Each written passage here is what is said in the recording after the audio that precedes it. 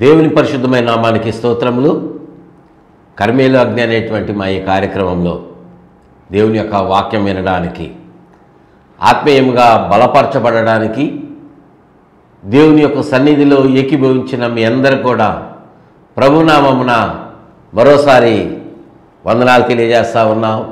మిమ్మల్ని అందరినీ ఈ యొక్క కార్యక్రమానికి ప్రేమపూర్వకంగా ఆహ్వానిస్తూ ఉన్నాం. ప్రియ దేవుని బిడ్డలారా, మీరందరూ కూడా క్షేమంగా ఉన్నారని మీ యొక్క ముఖంలో కనిపిస్తున్నటువంటి ఆ యొక్క భావాలు చూస్తుంటే అర్థమవుతూ ఉంది. ఒకవేళ ఎవరైనా ఒకరిద్దరు ఏదైనా సమస్యతో బాధపడితే దేవుడు మీకు తోడుగా ఉన్నాడనేటువంటి సంగతి మీరు మర్చిపోవద్దు. మీరు అనుకోవచ్చు, మేము ప్రార్థన చేస్తూ ఉన్నాము, ప్రార్థనలు ఏకీభవిస్తూ ఉన్నాం, మాకు ఏమీ సమాధానం రావటం లేదు, మాతో దేవుడు మాట్లాడటం లేదు అని మీరు అనుకోవద్దు. దేవుడు ఆల్రెడీ మీ పక్షముగా తన కార్యాన్ని ప్రారంభించిన వాడుగా ఉన్నాడు. దేవునికి స్తోత్రం చెల్లిద్దాం. హల్లెలూయా. మీరు విశ్వసించండి, నమ్మండి. దేవుడు మీ పక్షముగా తన కార్యాన్ని ప్రారంభించాడు. మీరు అనుకుంటున్నట్లుగా దేవుడు మౌనంగా లేడు. ఆయన అనేక సార్లు మీకు ఆల్రెడీ ప్రత్యక్షమయ్యాడు, మరలా ప్రత్యక్షం కాబోతా ఉన్నాడు. ఎలా ప్రత్యక్షమయ్యాడండి? మాకేమీ దేవుడు మా దగ్గరకు వచ్చి మాట్లాడలేదుగా అనుకోవద్దు. నేటి దినాన ఒక అంశాన్ని మనం ధ్యానం చేసుకుంటున్నాం. ఈ మాటలకు సంబంధించినటువంటిది దేవుని యొక్క ప్రత్యక్షతలు. మన అంశం పేరు దేవుని ప్రత్యక్షతలు. దేవుడు ఎలా ప్రత్యక్షమవుతాడు? ఆయన మన మధ్యలో ఉన్న రూపముతో అలా ప్రత్యక్షమైతే మనం ఆయన రూపమును చూసి మనం బ్రతకలేము. ఆయన స్వరము ఉన్నటువంటి రీతిగా మనతో మాట్లాడితే మనం తట్టుకోలేము. ఆయన అటువంటి మహిమను, అటువంటి రూపము మాత్రమే కాదు కానీ అటువంటి కంఠస్వరమును కూడా, గొప్ప కంఠస్వరమును కలిగినటువంటి వాడుగా ఉన్నాడు. ప్రియ దేవుని బిడ్డలారా, దేవుడు ఏ రీతిగా మనతో ప్రత్యక్షమవుతాడు, మనతో మాట్లాడతాడు అనేటువంటి మాటలు మనం చూసినప్పుడు బైబిల్ గ్రంథంలో అనేక మందిని దేవుడు దర్శించాడు. అనేక మందితో దేవుడు మాట్లాడాడు, బలపరిచాడు, హెచ్చరించాడు, ప్రేమను చూపించాడు. కృంగిన స్థితిలో ఉంటే వారిని లేవనెత్తాడు. అవన్నీ ఆయా సందర్భాలను బట్టి జరిగినవి లేఖనాల్లో పొందుపరచబడి ఉన్నాయి. ఆది కాండము నుండి ప్రకటన గ్రంథం వరకు దేవుడు ప్రత్యక్షమవుతూనే ఉన్నాడు. నేటికి కూడా ఆయన ప్రత్యక్షత మనకు కలుగుతానే ఉన్నది. అయితే దేవుని యొక్క ప్రత్యక్షత ఎలా ఉన్నది అనేటువంటిది మనము చూస్తే, ఆయన తన స్వరముతో మాట్లాడేవాడుగా ఉన్నాడు. మొట్టమొదట తన దూతల ద్వారా మాట్లాడేవాడుగా ఉన్నాడు. మూడవదిగా ఆయన దర్శనము ద్వారా మనతో మాట్లాడుతున్నటువంటి వాడుగా కూడా ఉన్నాడు. దేవునికి మహిమ కలుగును గాక. హల్లెలూయా, హల్లెలూయా. ఆది కాండము గ్రంథము 18వ అధ్యాయము 1వ వచనములో చూస్తే అక్కడ దేవుడు ఎలా మాట్లాడాడు, ఎవరితో మాట్లాడాడు అంటే అబ్రహాముతోటి దేవుడు మాట్లాడిన వాడుగా ఉన్నాడు. 18వ అధ్యాయము 1వ వచనంలో, మరియు మమ్రే దగ్గరనున్న సింధూర వనములో అబ్రహాము ఎండవేళ గుడార ద్వారమందు కూర్చొని ఉన్నప్పుడు యెహోవా అతనికి కనబడెను. దేవునికి మహిమ కలుగును గాక. హల్లెలూయా. దేవుడు యెహోవా అబ్రహాముకి కనబడిన వాడుగా ఉన్నాడు. ఏ సమయమున, ఏ స్థలమున అంటే లేఖనం తెలియజేస్తా ఉన్నది, సింధూర వనములో, మమ్రే అనేటువంటి స్థలము దగ్గర ఉన్న సింధూర వనములో ఎండ సమయమున, మధ్యాహ్న కాల సమయమున గుడారము దగ్గర అబ్రహాముతోటి దేవుడు కనబడి మాట్లాడాడు. ప్రియ దేవుని బిడ్డలారా, దేవుని యొక్క ప్రత్యక్షతకు, దేవుడు మీతో మాట్లాడటానికి ఏ సమయమైనా ఆయన ఉపయోగించుకుంటాడు. మానవుడే ఎలా ఉన్నాడు అంటే, మనం ఎలా ఉన్నాము అంటే, నేను ఈ టైంలో చాలా బిజీగా ఉంటాను అని మనం సమాధానం చెప్తాం. ఏ విషయంలో బిజీగా ఉంటాం? నీకు పలానా స్థలంలో 1,00,000 రూపాయలు ఇస్తాను, ఒకటి వెళ్ళి తెచ్చుకోండి అంటే అర్ధరాత్రి నిద్రపోతున్నటువంటి గాఢ నిద్రలో ఉన్నటువంటి వారు కూడా వెళ్ళి తెచ్చుకుంటారు. దేవుని యొక్క ప్రత్యక్షత, దేవుని యొక్క దర్శనము, దేవుని యొక్క స్వరము, నువ్వు పలానా స్థలానికి వెళ్ళు, ఈ అర్ధరాత్రి దేవునితో మాట్లాడతాడు అంటే వెళ్తామా? ఈ టైంలోనా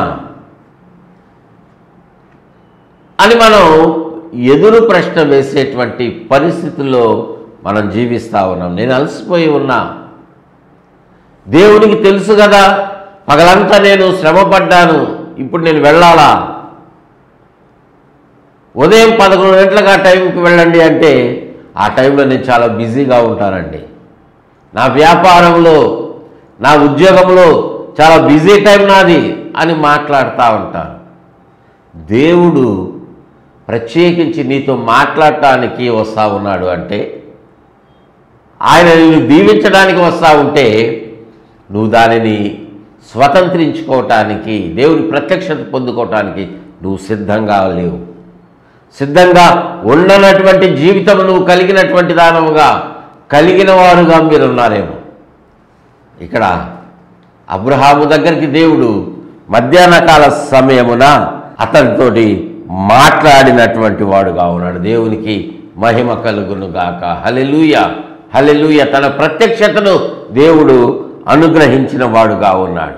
ఆదికాండము గ్రంథము 3వ అధ్యాయములో అక్కడ మనం చూసినప్పుడు దేవుడైన యెహోవా ఆదామును పిలిచి, దేవుడు ఇక్కడ ఆదాముని పిలిచినటువంటి వాడుగా, పిలుస్తున్నవాడుగా ఉన్నాడు.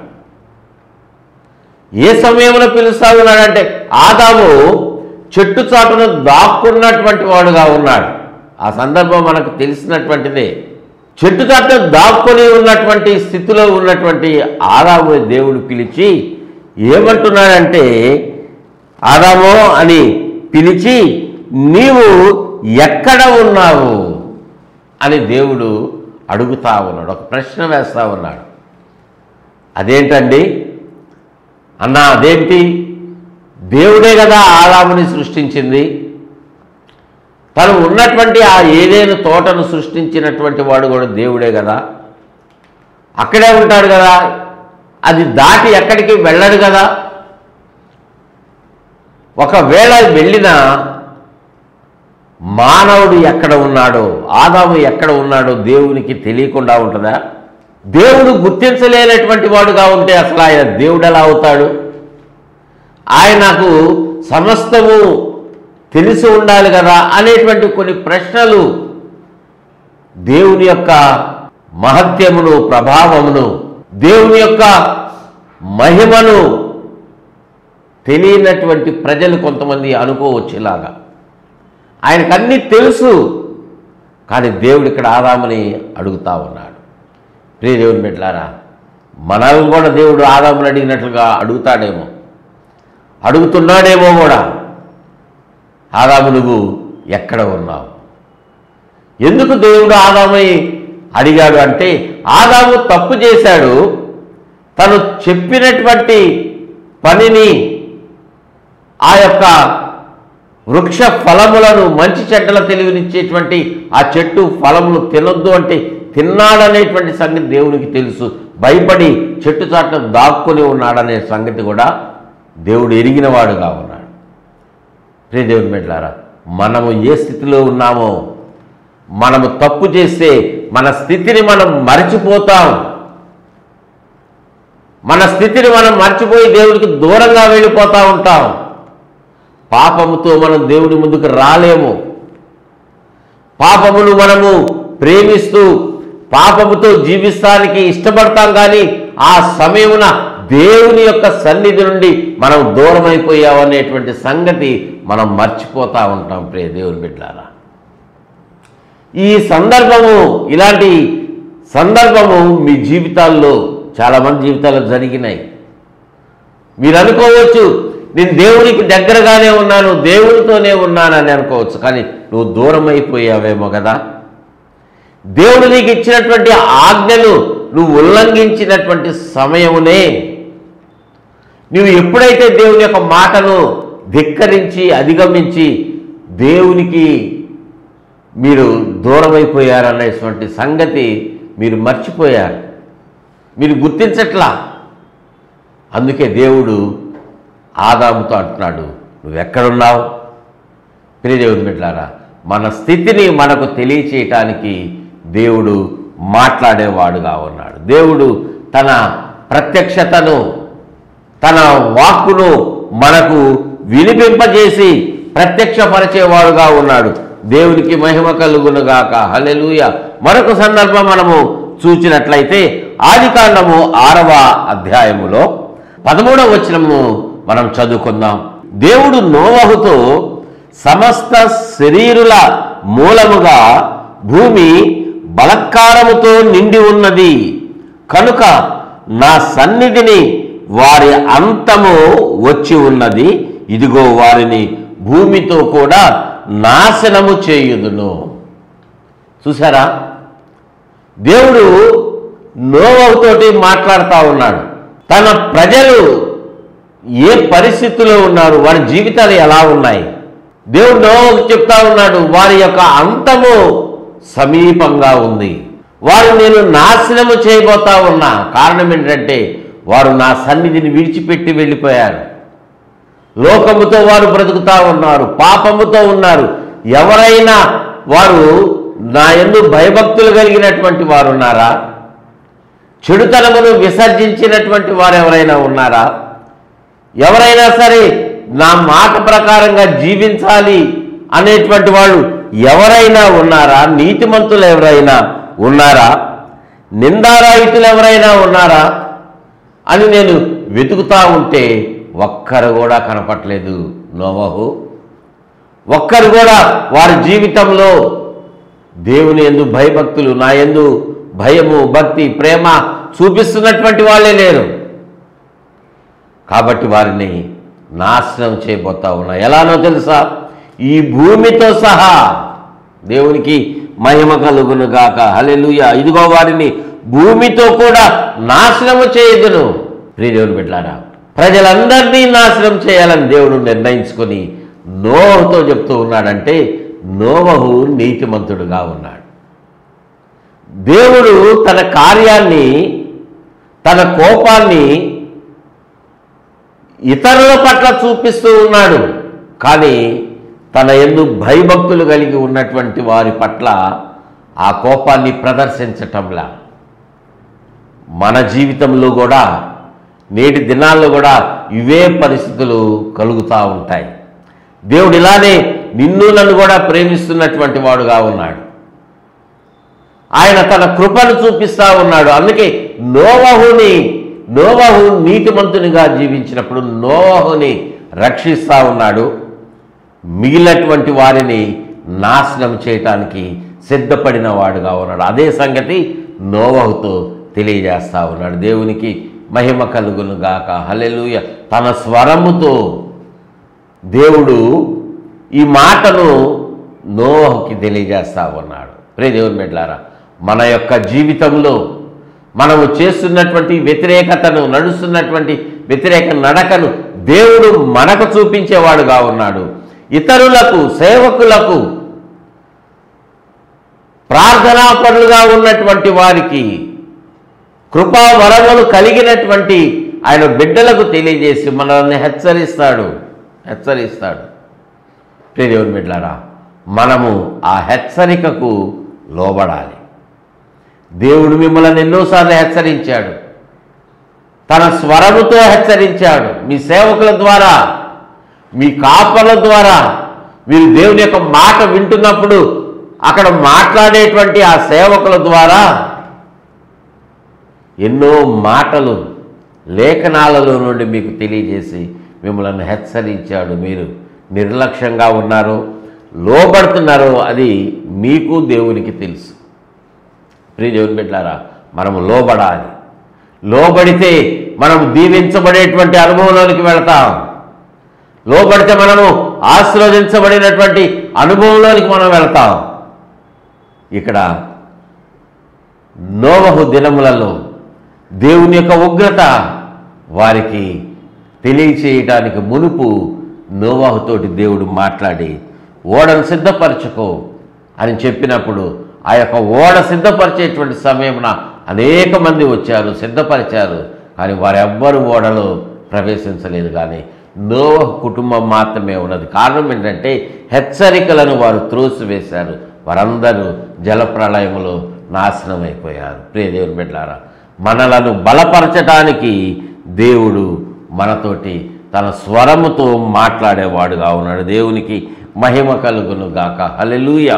అంత మాత్రమే కాదు, కానీ మన జీవితంలో దేవుని యొక్క ప్రణాళికను మనకు తెలియచేయటానికి కూడా దేవుడు మాట్లాడతాడు. మనలను ఆశీర్వదించడానికి దేవుడు మాట్లాడేవాడుగా ఉన్నాడు. ఆదికాండము గ్రంథము 12వ అధ్యాయములో 1వ వచనములో, నీవు లేచి నీ దేశము నుండి నీ బంధువుల యొద్ద నుండి నీ తండ్రి ఇంటి నుండి బయలుదేరి నీకు చూపించు దేశానికి నీ వెళ్ళుము.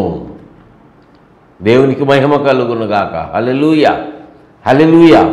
దేవుడు ఇక్కడ అబ్రహాముతో పిలిచి విడిచిపెట్టవలసినటువంటి వారందరినీ విడిచిపెట్టు అంటున్నాడు. నేను నీకు చూపించేటువంటి దేశానికి నువ్వు వెళ్ళు. దానికి ముందుగా నువ్వు ఉన్నటువంటి స్థలము నుండి, నీ దేశము నుండి, నీ బంధువుల దగ్గర నుండి, నీ తల్లిదండ్రుల దగ్గర నుండి నువ్వు వారిని విడిచిపెట్టి ఆ ప్రాంతాన్ని విడిచిపెట్టి బయలుదేరి వెళ్ళు అని మాట్లాడుతూ ఉన్నాడు. ప్రియ దేవుని బిడ్డలారా, మనము దేవుని యొక్క మాట విని దేవుని యొక్క మాట ప్రకారముగా మనము జీవించాలి, నడవాలి అంటే మొట్టమొదట మనము విడిచిపెట్టవలసినటువంటి వాటిని విడిచిపెట్టాలి. మన శరీర సంబంధమైనటువంటి కార్యక్రమాలన్నీ మనం విడిచిపెట్టాలి. మన యొక్క ఆచారాలు, మన పద్ధతులు, ఇలాంటివన్నీ ఉన్నాయి. ఇక్కడ మొట్టమొదటిగా మనము నీ దేశము నుండి అంటే, నీ తల్లిదండ్రులను అంటే, నీకున్నటువంటి శరీరానికి సంబంధించినటువంటి వాటన్నిటినీ విడిచిపెట్టాలి. రెండవదిగా నీ శరీర కార్యాలను, నీ బంధువులను విడిచిపెట్టమంటూ ఉన్నా అంటే నీకున్నటువంటి శరీర కార్యాలన్నీ కూడా, ఆ తలంపులు, ఆ కోరికలను, వాటన్నిటినీ విడిచిపెట్టాలి. చాలామందికి ఇది చాలా కష్టమైనటువంటి పనిగా ఉంటుంది. శరీర కోరికలను విడిచిపెట్టడం అంటే అది నాకు అవ్వదండి, నేను తాగుడు మానుకోలేను, నా స్నేహాన్ని నేను విడిచిపెట్టలేను, ఇట్లాగా మాట్లాడుతూ ఉంటారు కదా.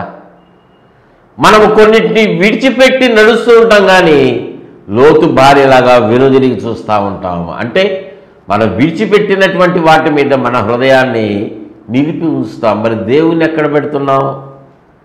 నీ హృదయంలో దేవునికి స్థలం ఉంటే నువ్వు మిగతా వాటిని ఖాళీ చేసేస్తావు, నీ హృదయంలో నుంచి వాటిని తొలగించి వేస్తావు. కానీ అవి కూడా కావాలి, దేవుడు కావాలంటే అది అయ్యేటువంటి పని కాదు. దేవుడు అలాగా ఒప్పుకోడు, ఉండడు. ఆయన ఒక్కడే నీ హృదయంలో ప్రథమ స్థానమును ఆయన కలిగి ఉండాలనేటువంటిది ఆయన కోరికగా ఉన్నది. ప్రియ దేవుని బిడ్డలారా, దేవుడు అబ్రాహాముగా ఉన్నటువంటి అబ్రహాముతో మాట్లాడినప్పుడు దేవుని యొక్క మాట ప్రకారంగా అబ్రహాము లోబడి ఏదైతే విడిచిపెట్టమన్నాడో వాటన్నిటిని, ఆ స్థలమును, ప్రజలను అందరినీ విడిచిపెట్టి దేవుని యొక్క మాటకు లోబడి ముందుకు వెళ్ళాడు, ఆశీర్వదించబడ్డాడు. దేవునికి మహిమ కలుగును గాక. హల్లెలూయా. దేవుడు తన వాక్కుతో మనతోటి మాట్లాడతాడు. రెండవదిగా మనం చూసినట్లయితే దేవుడు ఎలా మాట్లాడతాడంటే దూత రూపములో మాట్లాడేవాడుగా ఉన్నాడు. చూడండి, ఆదికాండము గ్రంథము 16వ అధ్యాయం 7వ వచనం నుండి 13వ వచనం వరకు అక్కడ ఒక సందర్భము వ్రాయబడింది. హాగరును గురించినటువంటి సందర్భము వ్రాయబడింది. ఈ వచనాలన్నీ చదివితే మనకు సమయము సరిపోదు కాబట్టి క్లుప్తంగా అక్కడక్కడ మాటలు మనం చదువుకొని అంశంలోనికి మనం వెళదాం. ప్రియదేవుని బిడ్డలారా, ఇక్కడ 7వ వచనము నుండి మీరు చదవని తర్వాత 8వ వచనంలో అక్కడ దేవుడు మాట్లాడుతున్నటువంటి మాట, శారయి దాసివైన హాగరు ఎక్కడ నుండి వచ్చితివి, ఎక్కడికి వెళ్ళుచున్నావని అడిగి. దేవుని యొక్క దూత మాట్లాడుతూ ఉన్నాడు.